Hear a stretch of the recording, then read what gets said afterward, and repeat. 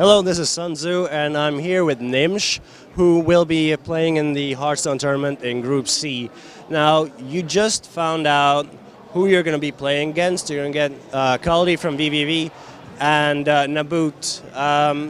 How do you feel about your opponents? Oh man, like I knew that the Biok places won't be just random players. Like those players did perform well, really good during the yesterday and today. I was able to watch them. They didn't make any mistakes. They're good players. I know Kaldi from VVV. He is a very good player. So I know that this match will be very challenging. I didn't know about Naboot, but Naboot is apparently a streamer who is also playing on a very good level, and he is a legendary player from Europe. So. Yeah, I mean, I'm excited. Those are good players, and I'm excited to play against them.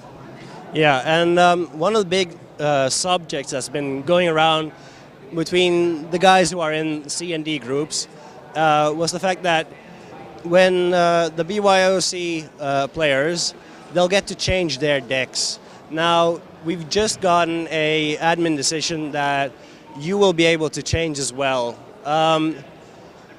How does this change? How would have the game how would it have affected your game if they knew who they were going to play against, but you had already sort of the general decks you went in sort of blind?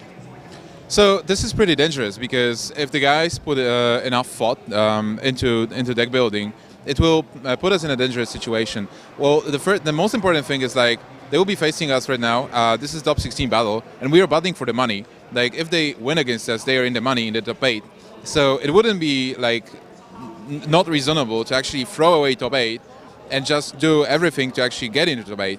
So like build the decks against me, against Thijs to defeat us and get into the top 8 like by all costs. Even if they after getting to top 8 their decks would totally suck, they are still in the money, so it will be a win for them.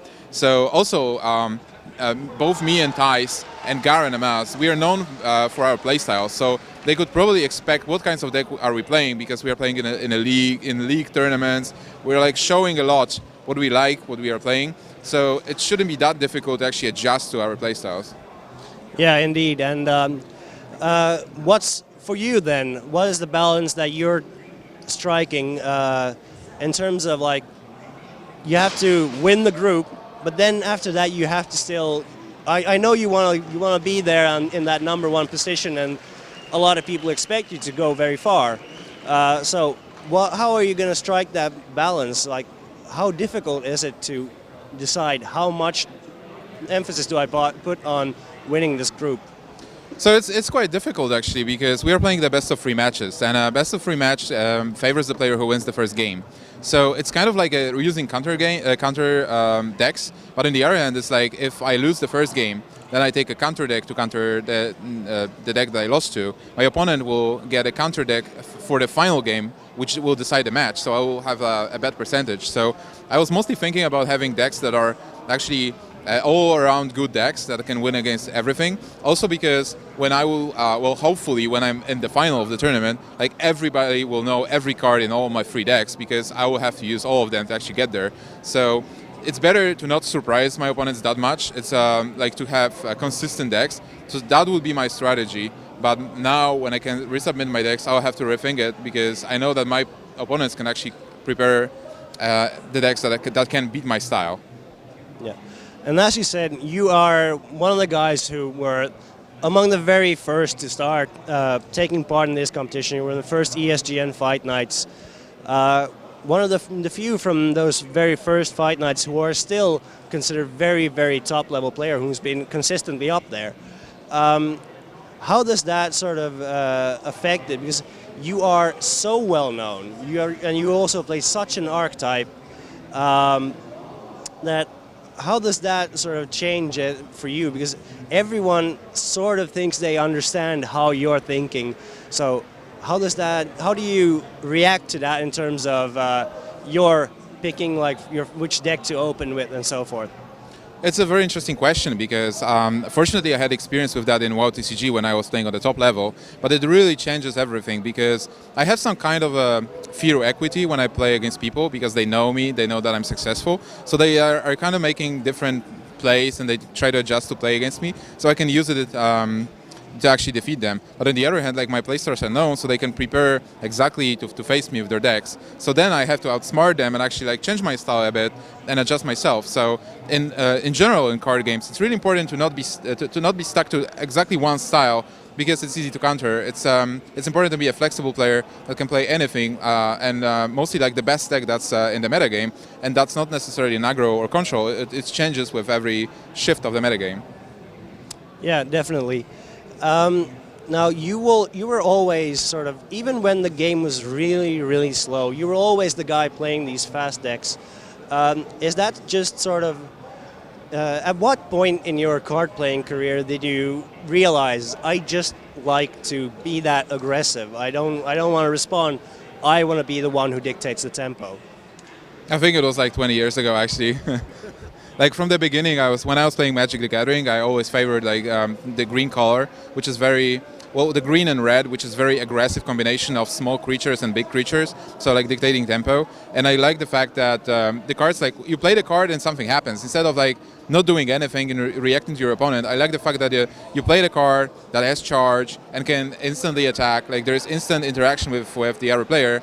And also like you have all those risk and reward planning that, hey, I have like, I need 5 more damage to kill my opponent, and I have 20% that I will draw and out from my deck. So I like taking those risks and going that route as well.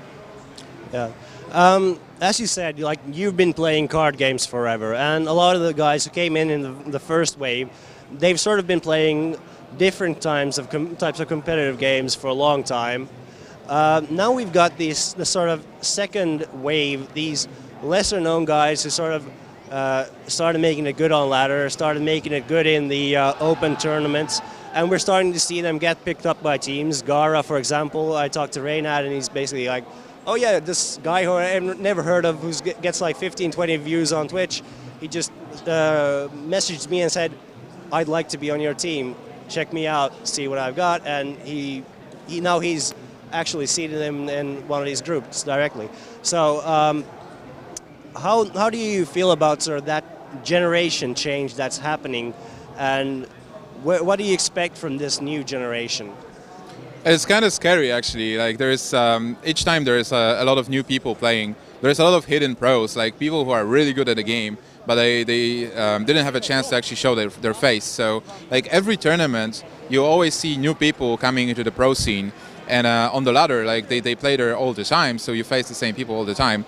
So, well, this new wave is pretty exciting. Like being a player who was there from the beginning, I have to constantly adjust, like constantly improve. Hearthstone is also a game where you really have to play all the time. Like my friend Strifecrow is saying this all the time as well. Like he thinks that he's not that good at the game. He's like, I mean, he is good obviously, but he's practicing every day to realize how the metagame changes. And like in Hearthstone, even because the decks have 30 cards, even if you change like 3 or 4 cards, the deck can change how it feels, how it plays. So it's really important to stay on top of the metagame all the time. Also, like if you are not doing that, the new wave will just overtake. So yeah, that's a really interesting thing to say. Like that Strifecrow now thinks that he needs to constantly practice, because I remember when he first came into this game, he was like, oh yeah, I don't need to practice. Like I think that as long as I know how to play decks, I'll just like look at what's popular and I can pretty much pick it up and play it. So what do you see as, what changed sort of in the competitive game, do you think, that sort of caused him and like other people like to realize, oh God, we can't rest on our laurels, they're gonna come for us? Well, I mean, every tournament actually makes people more creative, and people try to test their decks. So if you're participating in tournaments, I feel like you can't just sit and do nothing. Like you really have to practice everything, because well, no, the ladder is so dynamic. Like people come with an idea, and then people come with the counters to the idea. So if you're not following that, you really fall behind. And I feel obviously also like this is very interesting, because we haven't seen many new cards lately. Like the only change was the Unleash the Hounds, and it really changed the metagame. And when Naxxramas comes, oh man, that will totally flip the metagame. Yeah. What do you think sort of the minigame has, though, sort of been getting progressively faster and faster because there's so much burst that's being continuously discovered and so much way to extend your reach. What is sort of what would Blizzard need to do in order to make more of these slow decks viable again? Well, it's a tough question actually, because they will have to, I guess, add more cards to the card pool and give their effects that actually slow down the metagame. Right now, it's really bursty with cards like Leroy, with Savage Roar combo.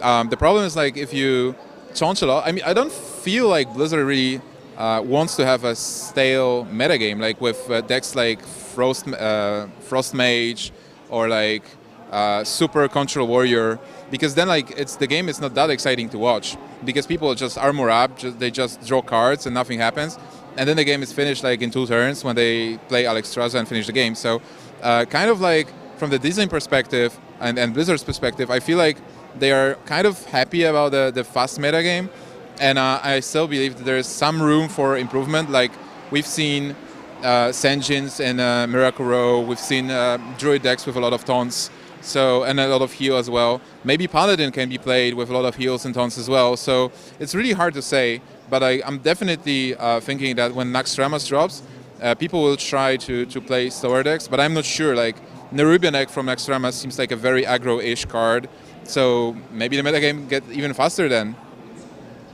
Well, that's certainly going to favor you, and thank you for this interview. This has been Sun Tzu from On Gamers, and we'll see you later.